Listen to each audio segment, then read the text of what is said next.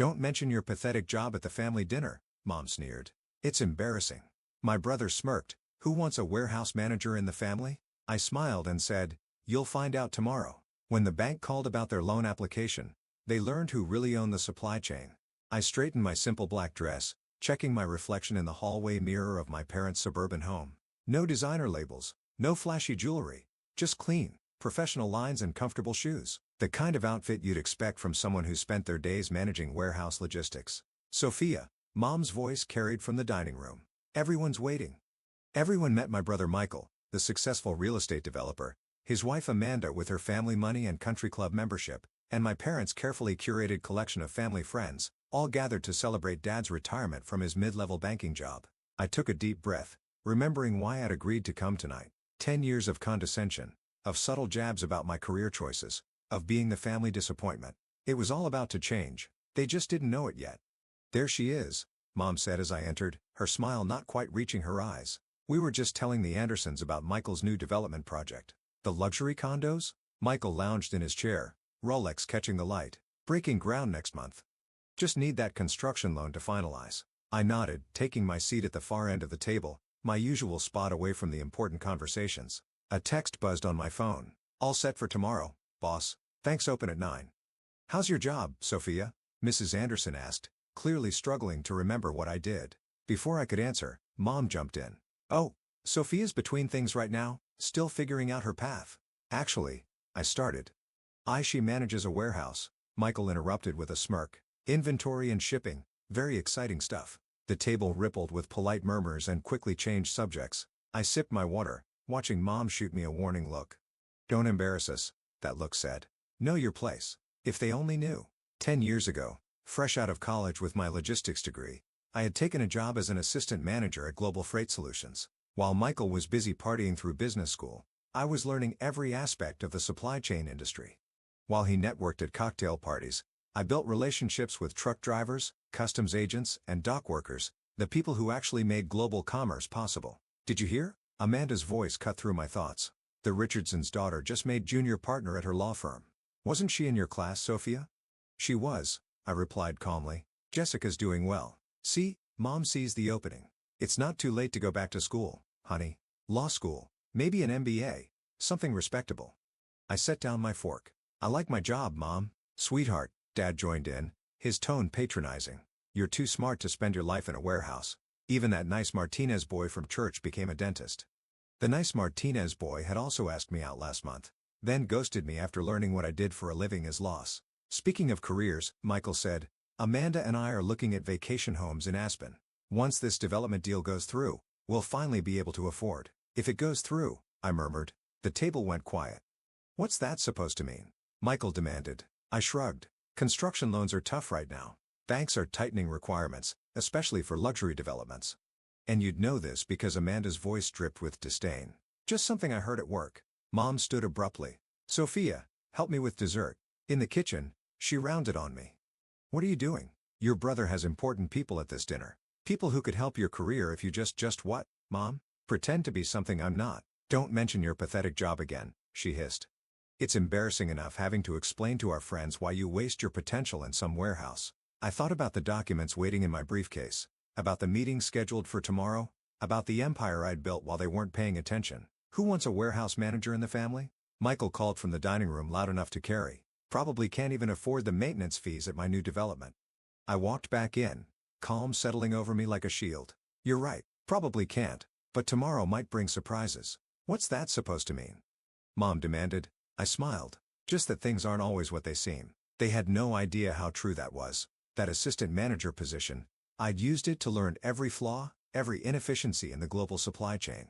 While my bosses focused on quarterly reports, I developed a revolutionary logistics software system. When they passed me over for promotion, I quit and started my own company. Atlas Logistics began in my garage apartment, just me and a laptop. But I understood something my family never had. Real power isn't in flashy developments or country club memberships. It's in controlling how things move.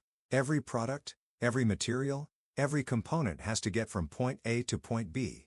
I made that process seamless. Major manufacturers noticed. Tech companies noticed.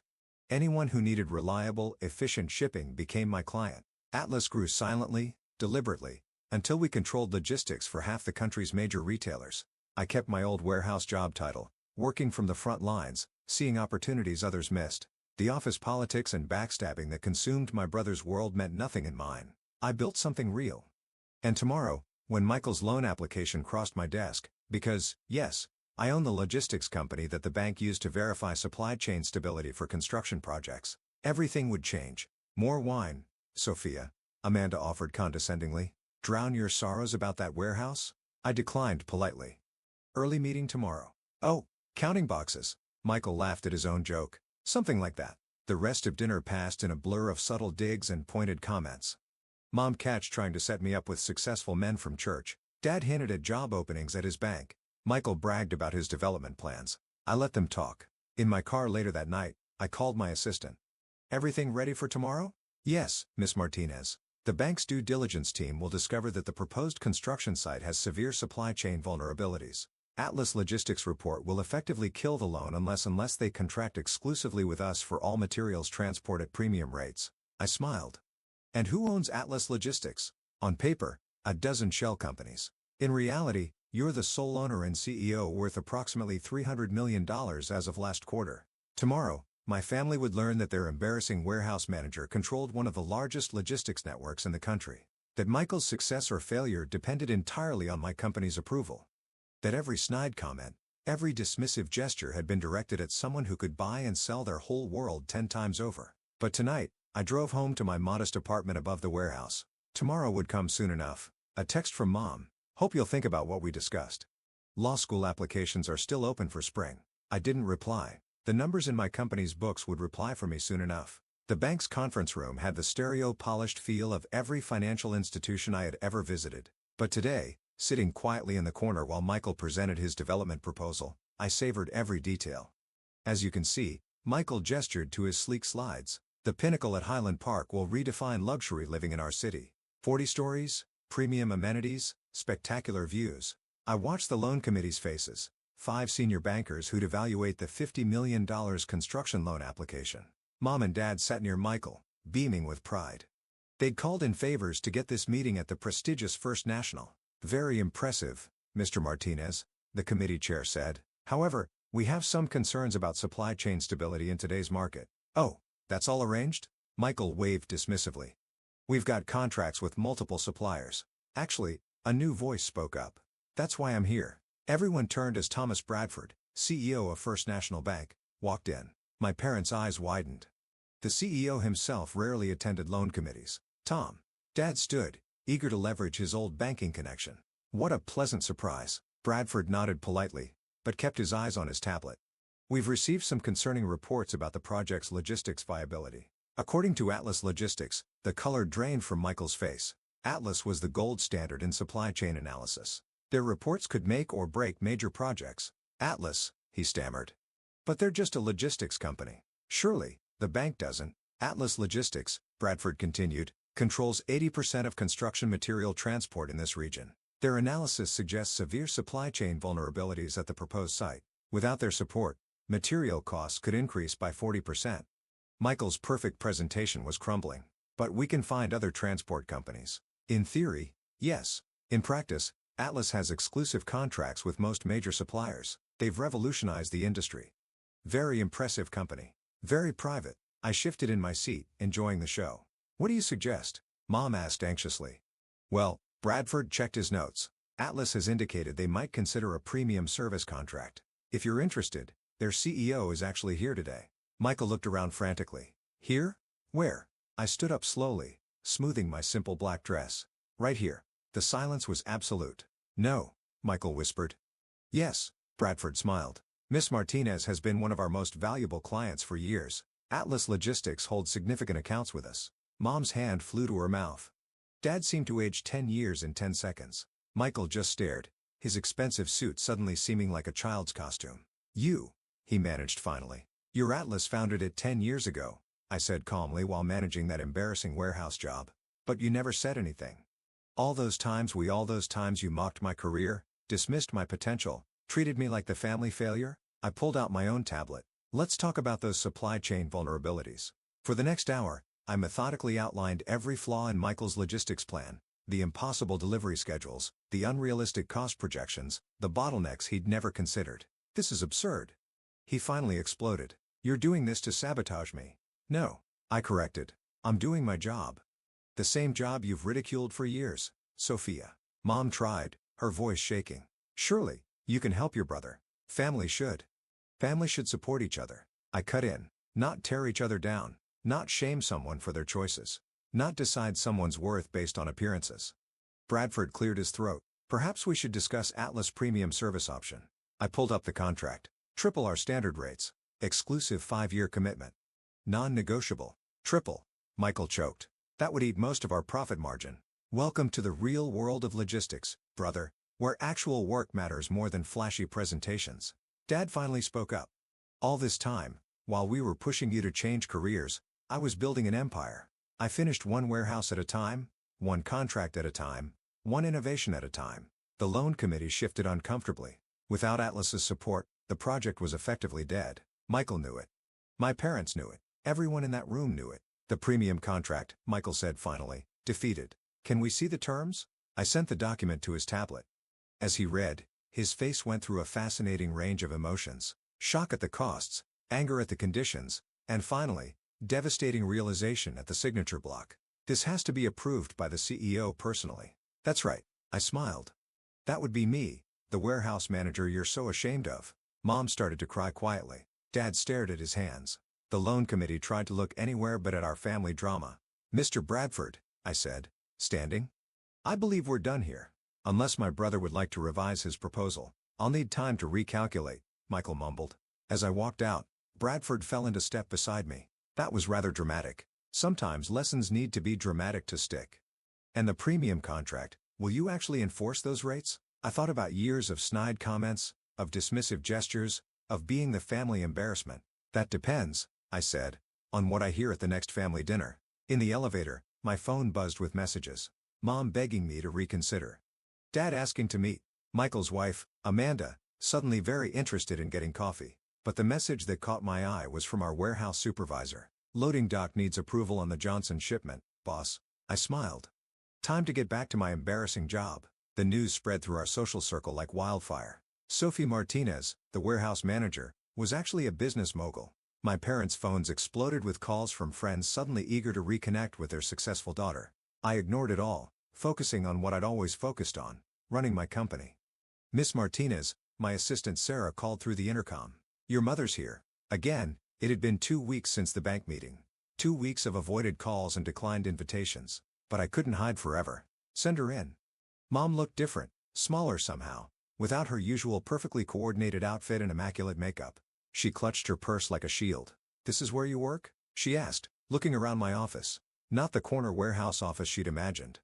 Instead, the entire top floor of downtown's most prestigious building. Floor-to-ceiling windows overlooked the city, including the empty lot where Michael's development should have been rising.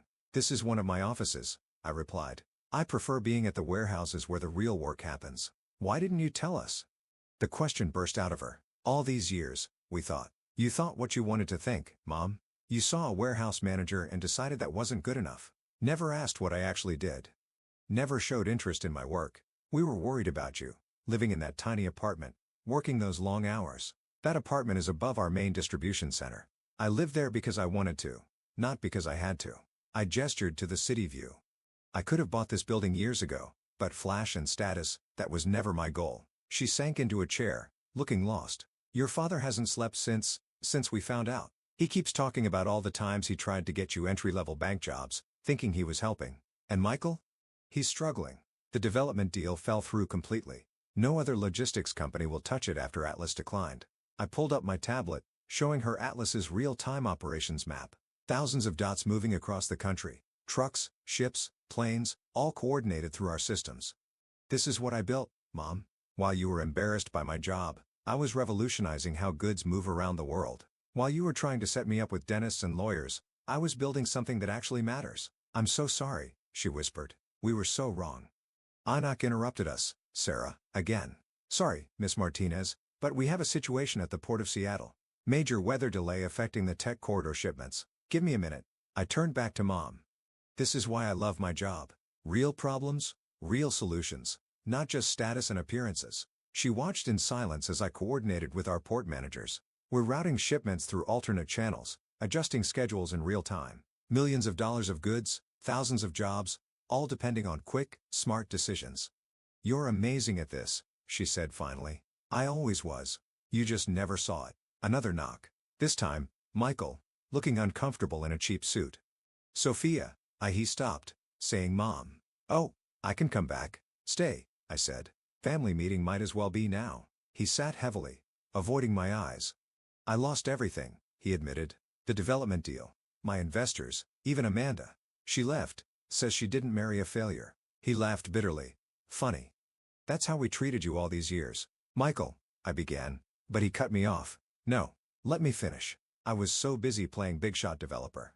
I never actually learned the business. Not like you did. You started from the ground up, learned every detail, built something real. Mom wiped her eyes. We were such snobs. All that time bragging about Michael's projects, and our real success story was right there, managing warehouses. My phone buzzed. Dad, requesting access from lobby security. Send him up, I told Sarah. When Dad walked in, the family circle was complete. He looked older, tired, but something else too. Proud, maybe for the first time of what I'd actually achieved. I drove by the warehouse today, he said quietly. Your warehouse. Saw the trucks lined up, everything running like clockwork. Got me thinking about all those dinners where we treated you like. He trailed off. Like an embarrassment, I finished. He nodded sadly. While you were building an empire, we were measuring success by country club memberships. I've never been more wrong about anything in my life. I pulled up another screen. The contract Michael had refused at the bank. The premium rates, I said, were never real. That was just a lesson in humility. Michael's head snapped up. What? Atlas will support your development. Standard rates. But I held up a hand as hope flooded his face. You're going to learn this business from the ground up, starting in our warehouse management training program. You mean 6 months loading trucks, learning logistics, understanding how things actually work. No shortcuts, no fancy titles, just real work. I'll do it, he said immediately. Whatever it takes. Mom leaned forward. And, thus, how do we fix what we broke? I thought about all the family dinners, all the subtle jabs, all the attempts to change me into their version of success. Come see what I actually do, I said. Not what you imagine I do. Come to the warehouses. Learn about my world. Stop being ashamed of honest work. The next month wrought changes no one could have predicted. Michael traded his Rolex for a safety vest, learning logistics from the ground up. Mom started volunteering at our workforce development program, helping employees earn their GEDs. Dad became fascinated by our technology, often spending hours understanding our systems. The family dinners changed too. Now they were at my apartment above the warehouse with conversations about real work, real challenges, real achievements. No more social climbing. No more status anxiety. One evening, as we watched trucks being loaded below, Mom asked, "Are you happy, Sophia?" Really happy. I looked at my family, finally seeing me, finally understanding what I'd built, and at the empire of motion I'd created. I always was, Mom, moving things, solving problems, building something real. That's what I love. The money, the power, that was never the point. We understand that now. Dad said, thanks for not giving up on us. Michael, fresh from his shift, joined us still wearing his safety vest. Hey, sis. Remember when I used to mock your pathetic warehouse job? Hard to forget. Today, I learned how to optimize loading patterns for maximum efficiency. Actually, pretty amazing stuff. I smiled. Welcome to my world, brother, where success isn't about looking important. It's about being important, he finished, to the world, to the economy, to people who depend on us. Later that night, alone in my office, I had looked at our family photo from Dad's retirement dinner, the last picture of us before everything changed. We looked perfect on the surface, wealthy, successful, proper, and completely fake. Now we were real. Michael was discovering the satisfaction of actual achievement. Mom was learning the value of meaningful work. Dad was seeing success through new eyes. And me, I was exactly who I'd always been. The warehouse manager who built an empire. The logistics expert who kept the world moving. The daughter who finally taught her family what success really means. My phone buzzed. A problem at the Chicago hub needed attention. I smiled, ready to tackle another real challenge in my embarrassing job. Sometimes the best revenge isn't about proving people wrong. It's about showing them a better way to be right.